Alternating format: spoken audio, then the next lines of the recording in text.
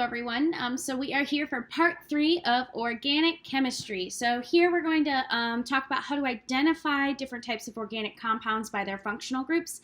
And we're going to go ahead and compare different properties of compounds based upon those functional group characteristics. I don't know if you guys remember Chemistry Cat from back in the day. Like, this was one of the OG Facebook memes. It was like the only time anyone enjoyed mainstream chemistry things. So we can decipher 2/3 of this meme. However, to finish our meme lore knowledge, to know exactly what all of this means, we're gonna have to talk about functional groups in organic chemistry. So go ahead, read this, and we'll learn what amines are by the end of our presentation. So, that being said, I kind of alluded to this here. So here we're going to talk about functional groups in organic chemistry. So that's kind of the theme here for part 3.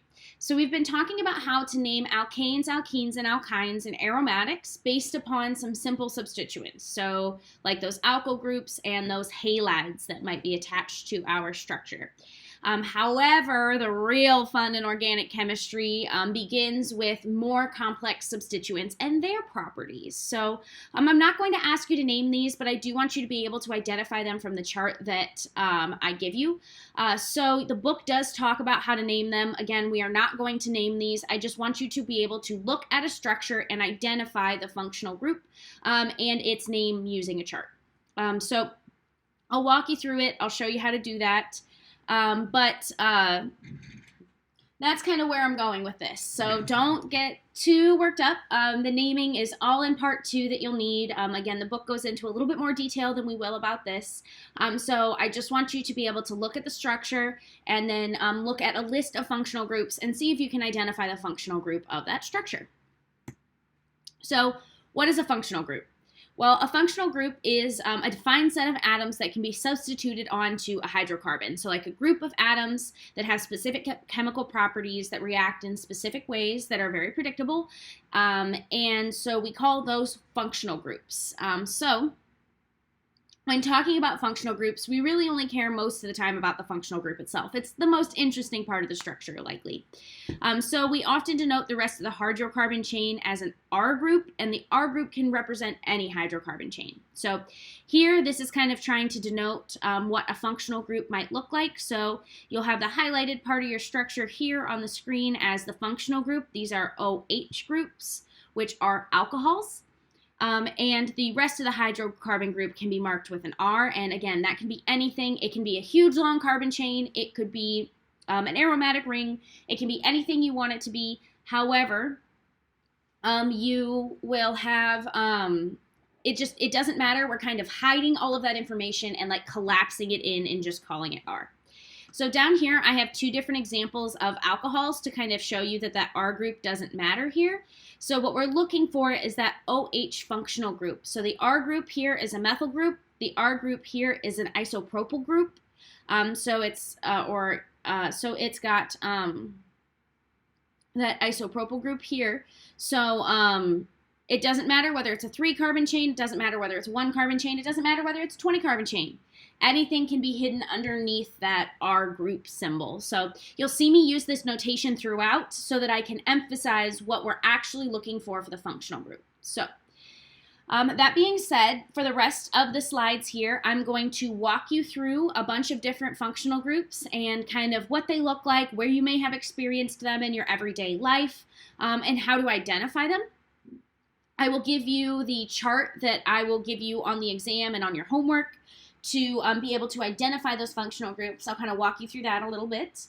And then the rest of the video will focus just a tiny bit on polymers. And so we'll look at some polymers. However, I don't expect you to be able to name, identify, or deal with polymers on the homework or the exam. I just think it's an interesting topic, and it's something that we deal with a lot in our everyday lives. So I kind of want to bring them up here, but again, the polymers will not be on the exam, but you do need to be able to identify functional groups through their structure for the homework and for the exam as well. So let's All right, so let's start talking about some of these functional groups. So as I just mentioned, one of the functional groups that we'll encounter are alcohols. So the formula of an alcohol tends to look like R bond OH. So that's going to be any hydrocarbon chain that just has an OH somewhere in the structure. And you can identify alcohols by looking for an OH somewhere in the structure. So here we have an OH at the end. Here it's at the end as well. I mean, methanol is kind of a one carbon chain.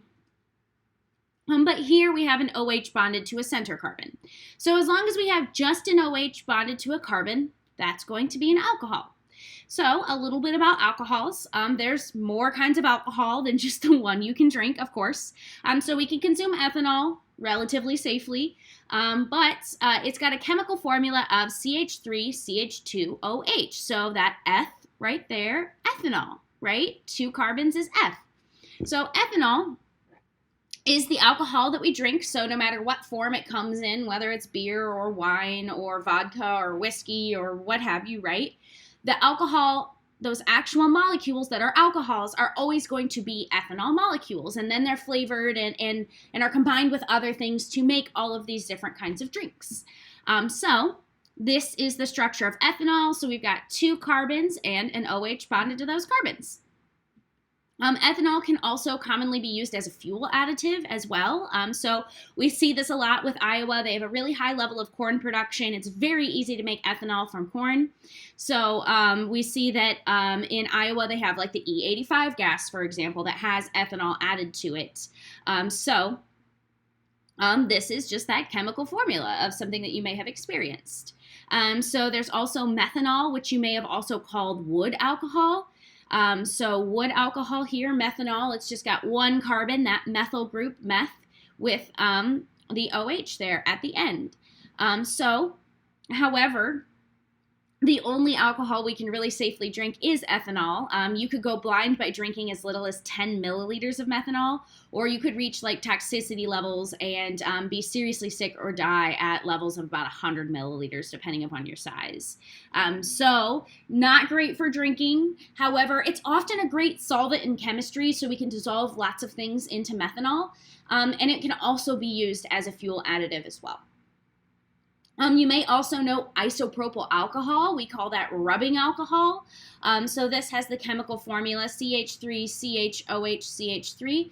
That's CH3CH. It's got the OH bonded to it, CH3 here. So don't drink this either. It's super toxic, not good for you. However, what it's great for is for sterilization of medical equipment or disinfecting wounds or something like that. So please only ever consume ethanol. None of these other alcohols are going to be good for you. And make sure you're being safe in moderation and following all laws if you're consuming ethanol at all. I don't encourage it. However, it is the one we can drink. Again, isopropyl alcohol and methanol are other kinds of alcohols you may have experienced or heard of. Again, it's just these OHs in the structure that make them alcohols.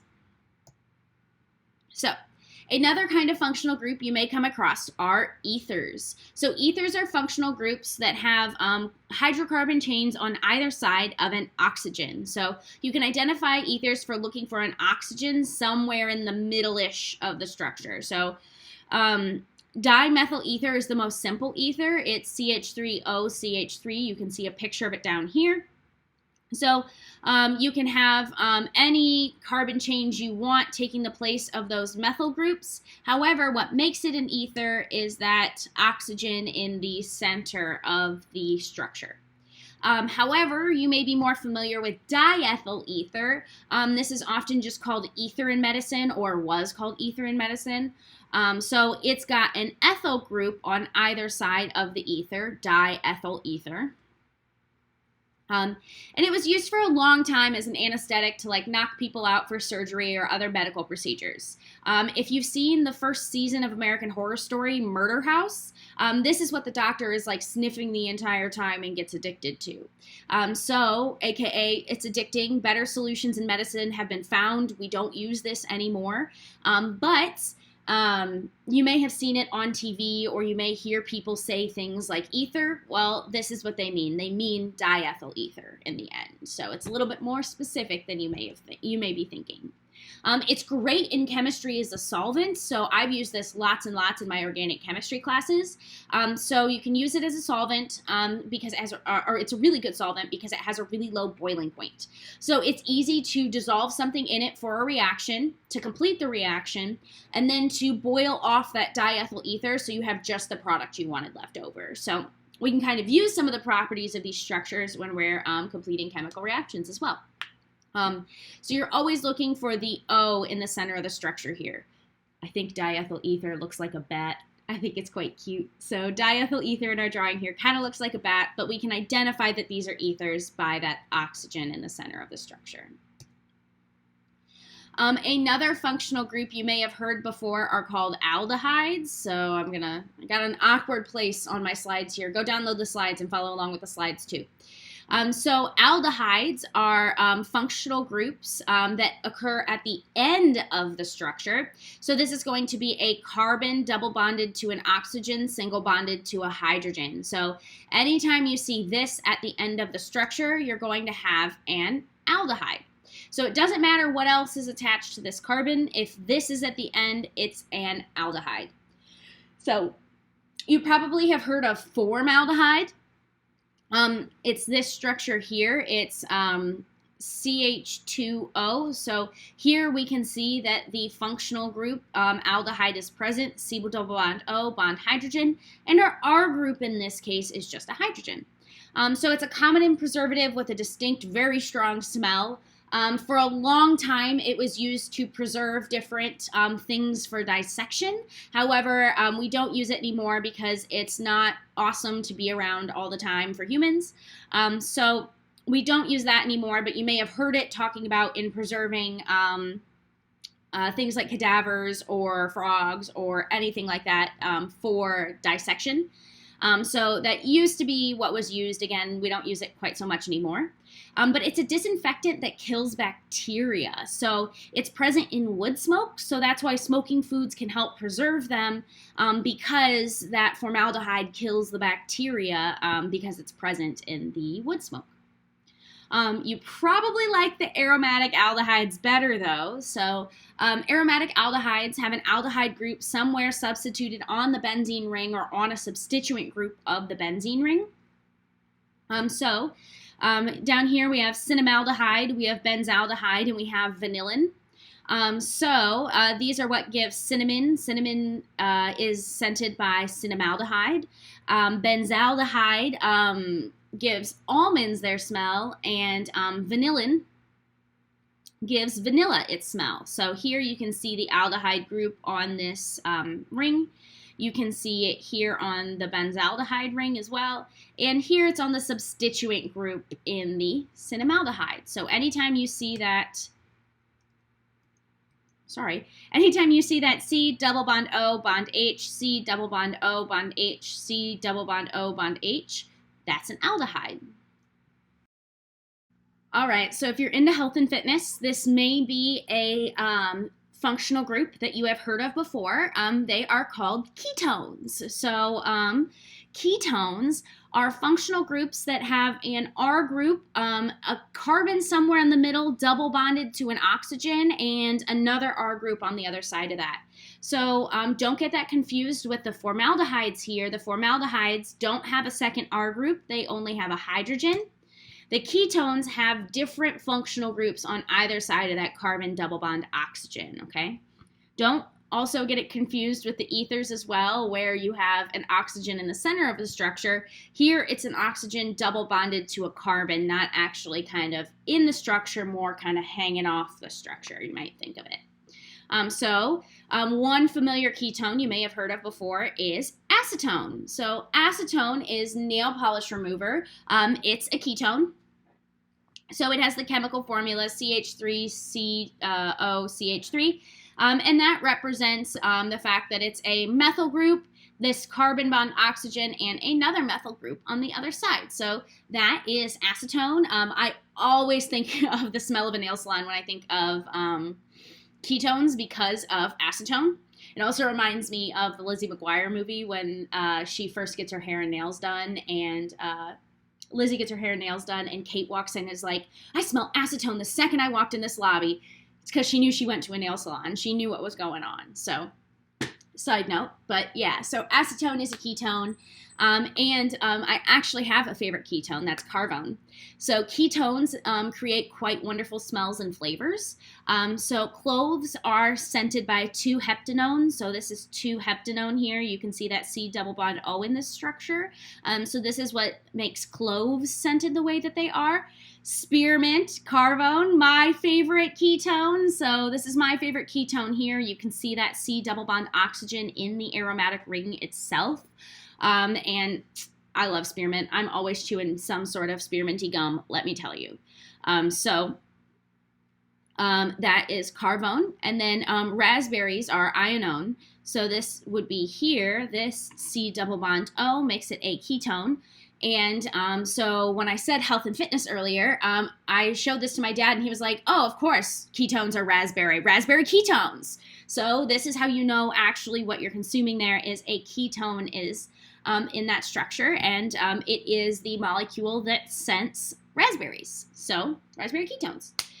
So that's a little bit about ketones. Again, you're looking for a C double bond O somewhere in the structure that has R groups on either side. They could be the same R group on either side, like acetone has 2 methyl groups, or it could be something like these more complex structures that have other things hanging off that ketone. So, ketones.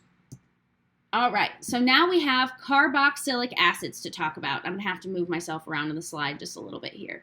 So carboxylic acids are functional groups with the formula of some sort of structure, some sort of hydrocarbon, that R group with a C double bond O bond OH. So you'll have to be careful not to get this mixed up with some of our other groups. So here it's only a ketone if it has different R groups on either side. Here it's an aldehyde if it only has the hydrogen group. However, if it has an OH group with that C double bond O, it is a carboxylic acid.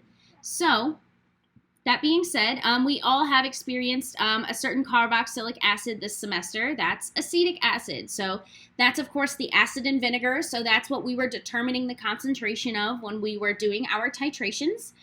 So this is why you often see the chemical formula for acetone or acetic acid written as CH3COOH. It's so that it's kind of really pointing out and denoting that carboxylic acid group. So we're looking for that COOH at the end. So that would be acetic acid. Some yeasts actually produce acetic acid when placed in bread dough, and this is what makes sourdough bread sour. Remember that acids are sour, so if these yeasts are releasing just a little bit of acetic acid in their processes, it's going to make the bread a bit sour. So sourdough bread. I actually love sourdough bread. I am a huge fan, so I love my acetic acid molecules. Some other carboxylic acids you may have experienced are methanoic acid or formic acid. That is this structure up here at the top. So it's one of the more simple carboxylic acids. So here we have a C double bond O bond OH, and the R group here is just a hydrogen. So this is a carboxylic acid because we see C double bond O bond OH. And that's what makes bee stings and sometimes ant bites kind of not feel so great. We've also talked about citric acid this semester. So down here is citric acid. I don't know why this molecule kind of reminds me of Tetris, but it does. But we can see in a couple of different places it exhibits that carboxylic acid structure. So C double bond O bond OH. There's one over here, C double bond O bond OH. And there's one over here, C double bond O bond OH as well. So that's a carboxylic acid. And remember, this is often present in fruits and veggies like limes and lemons and so on and so forth. Lactic acid is another carboxylic acid. You can see it's got the C double bond OH at the end here, so carboxylic acid. And lactic acid is that acid that builds up in your muscles after you exercise that kind of makes you sore. You got to get rid of the lactic acids and your muscles kind of relax and you're less sore. Again, that's a carboxylic acid by its structure. And you also watched me make acetylsalicylic acid this semester, which is aspirin. So that has that C double bond OH in it, so it is a carboxylic acid. Kind of cool. So again, anytime you're looking at these structures, you're looking for C double bond OH somewhere at the end of the structure there. So all these different places, those are all carboxylic acid. Okay, so we have two more functional groups to talk about here. So this is an ester group. So an ester group. Esters are functional groups with a chemical formula of an R group, again representing any hydrocarbon, with a carbon double bond O, single bond O, and that O can be bonded to any functional group. Now, it's different than a carboxylic acid because the R group will be anything but a hydrogen in this case. So if it's a hydrogen, it'd be a carboxylic acid. If it's anything else, it's going to be an ester. You don't want to get it confused with a ketone that just has a C double bond O in the middle. And you don't want to get it confused by just seeing that O in the center of the structure and thinking it might be a ether as well. So it's kind of like an ether and a ketone had a baby and they made esters. So esters have the characteristic of both of those with the C double bond OH, kind of brother to the carboxylic acid. So anytime you see C double bond O in a structure and you have two different R groups attached around here, you know that you have an ester. So esters tend to be known for their sweet smells. We have lots of different sweet smells here, but here are two you may have experienced. So ethyl butanoate over here. So we can see that it has that ester characteristic of C double bond O, single bond O, with some sort of R group on this side, some sort of R group on this side. Ethyl butanoate is responsible for the taste and smell of pineapples. So pineapples over here, and methyl butanoate over here is responsible for the smell and taste of apples. And we can see that it's C double bond O, single bond O, and we have we have R groups on either side of here. And in both of these cases, they happen to be different. Technically, they could be the same R group. I don't want to misspeak, but here they are different R groups on either side of that ester characteristic. So anytime you see that C double bond O, single bond O, and we have two R groups, that is going to be an ester. And again, we have apples and pineapples. They're kind of a little bit more closely related than I thought they would be, even if that's only by the smell and taste, right? So esters. And our last functional group today is going to be amines. So amines are functional groups with a formula containing nitrogen. So there are more complex naming schemes and complex naming setups with amines, amides, and things like that, for so on and so forth, but we're only going to be looking at amines in this class. Anytime you see a nitrogen somewhere in your hydrocarbon structure, we're going to call it an amine. So we're just looking for nitrogen somewhere in our structure. Unfortunately, we've kind of hit the wall where we have some not so sweet molecules to talk about here. So we've been talking about all the sweet stuff before, all the stuff that we like to smell. But amines are known for their awful smells, and they smell really bad, and they're often produced by bacteria breaking down dead things. Yikes. So trimethylamines, so you can see there's three different methyls, trimethyl, and the N makes it an amine. So this is responsible for the smell of rotting fish. I took my dog on a walk down by the river the other day, and let me tell you, did I smell trimethylamine? Oh yeah, big time.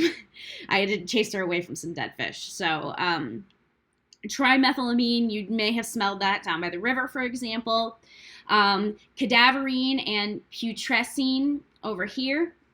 These two are responsible for the smell of decaying flesh. So decaying flesh are going to contain these two molecules here. You can see they have nitrogens on either end, giving them that amine characteristic. And we got something kind of cool with the way they've shown us these structures. So what this tells us is we have 5 different CH2 groups and 4 different CH2 groups. It just means that that group repeats over and over and over again, so that hypothetically you might not want to draw out such a long structure. You can kind of collapse your structures in by doing this. Amines, again, we're looking for just a nitrogen somewhere in the structure, and they don't smell so good. So that being said, this is the chart. I will give you a similar chart to this. I think I cut it off at about here at the condensed general formula.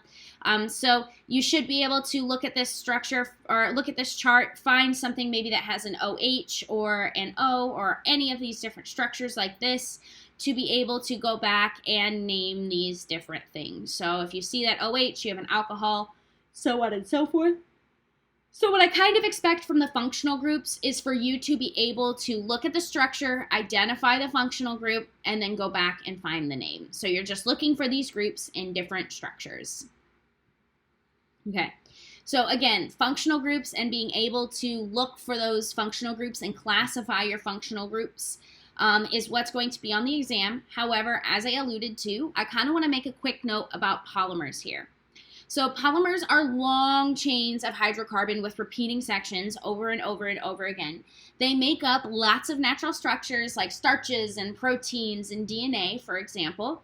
However, we know them as plastics, modern life. So I just kind of want to point out, go check out this slide in your notes. I'm not going to read through all of this together for you here. But I just kind of wanted to point out how diverse these structures can become when we have these often repeating chains to make very, very large structures. So you may have heard of polyethylene, polypropylene, polystyrene, polyvinyl chloride, that's PVC. And all of these different structures down here, nylon, polyester. So you can see that these have these really, really large repeating structures. So these are plastics that we often interact with in our daily life. They call them polymers of commercial importance. But they're kind of cool because you can see all of the different things you can make with just carbon and hydrogen with maybe a couple of different groups substituted on.